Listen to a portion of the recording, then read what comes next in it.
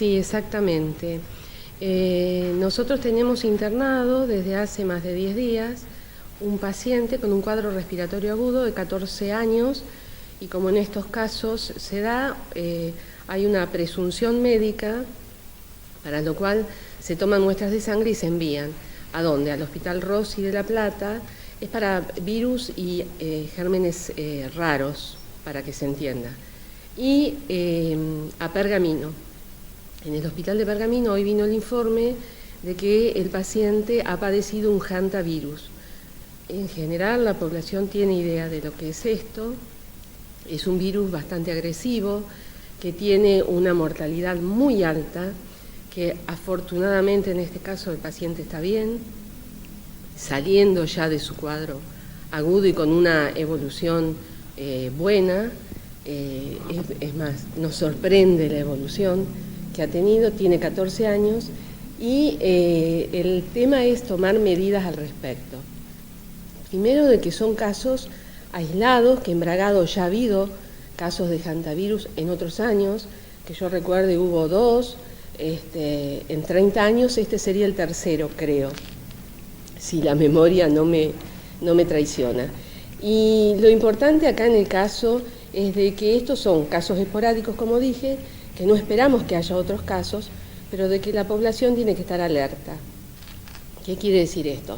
Tener las casas bien higienizadas, no tener lauchas, ni ratas, ni ratones, porque en general, en este caso, el que lo transmite es un ratón de cola larga, que no está en la ciudad, que es un ratón que habita en el campo, entre las malezas, en los galpones donde hay cereales, está en lugares oscuros, porque el hanta no está en el lugar donde uno ventila, donde entra el sol, donde entra la lavandina.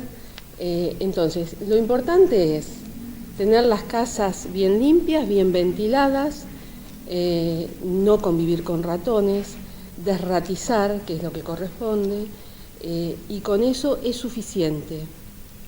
Nosotros en este caso lo que estamos haciendo, en la tarde de hoy se hizo, el Departamento de Zoonosis de la Municipalidad ha inspeccionado la vivienda. Este adolescente vive en una zona rural, diríamos, y se hace desratización de la zona. Así que lo importante es no entrar en pánico, no esperamos que haya ningún caso más, como ha ocurrido y como ocurre siempre, son esporádicos, pero sí tener la precaución a nivel familiar de tener los ambientes ventilados, como dije, bien limpios y sin no convivir en lugares donde hay ratones.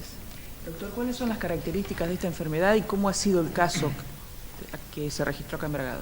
Sí, es una enfermedad que empieza con fiebre, como un síndrome gripal fuerte y evoluciona rápidamente con insuficiencia respiratoria. Este paciente estuvo en respirador hasta hace pocos días, fue un paciente que estuvo muy grave, la mortalidad de esta enfermedad es muy alta, por las características iniciales, fiebre, dolor articular, dolor muscular y principalmente la insuficiencia respiratoria que viene después, y eso rápidamente tiene que ser atendido en un servicio de terapia intensiva. Hay que agradecer y felicitar al equipo del hospital de terapia porque realmente se ha desenvuelto muy bien con este paciente. Y bueno, sobre todo prevención y bueno, esperemos que no haya más casos. O sea, los casos no son realmente una enfermedad endémica, hace muchos años que está en nuestro país y los casos donde el ser humano es contagiador realmente son muy poco frecuentes. ¿Cómo se da ese contagio? El contagio se da cuando uno convive con los ratones. Entonces el ratón, cuando se siente estresado, a través de los excrementos, la persona o toca los excrementos o aspira las secreciones y bueno, ante personas predispuestas obviamente, genera la enfermedad. Hay que tener en cuenta de que no esperamos encontrar casos porque no se encuentran en las ciudades. Estos casos se dan en las zonas rurales porque es un ratón no de ciudad, es un ratón del campo, es el que anda entre los cereales y es un ratón característico porque no es cualquier ratón tampoco el que lo transmite, es un ratón que tiene cola larga. ¿Y se contagia de persona a persona? No, es únicamente el ratón a la persona, o sea, el ratón la orina o los excrementos o el contacto directo de tocar el ratón o aspirar. Las vías son directa de contacto o aspiración, la vía inhalatoria. Donde uno entra en un lugar donde está oscuro, cerrado, que presume que hay ratones, tiene que abrir todo el galpón o el lugar, ventilar, tratar de que entre el sol, esperar media hora y después ingresar. ¿Por qué? Porque el inhalar las partículas que eliminó el ratón a través de la orina o los excrementos, sin necesidad de tocarlo, el inhalarlo en un ambiente cerrado, eso es suficiente para que haya un contagio.